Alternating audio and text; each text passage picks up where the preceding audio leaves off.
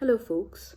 So, I wanted to share a bit about what Amelina and I wrote for this edition of ReFrame, and it's called Clinical Legacies and Counter-Narratives. There is almost a neat binary around clinical spaces versus community mental health.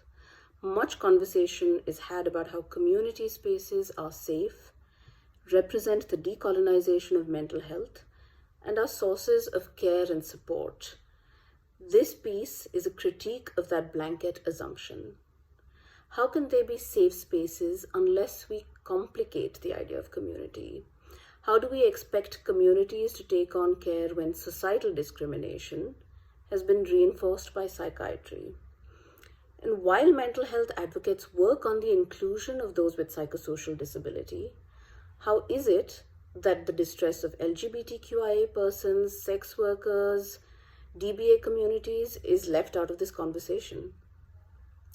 How can we talk of inclusion without talking about intersectionality?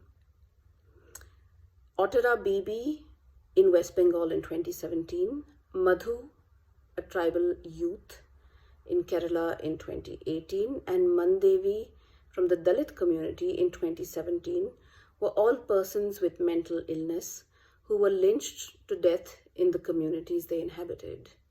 The intersectionalities are clear for all of us to see.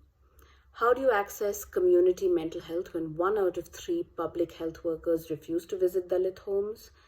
And finally, can we decolonize and deinstitutionalize mental health without addressing homelessness and the violent carceral system? I do hope you can read and engage with what we've written. Thank you.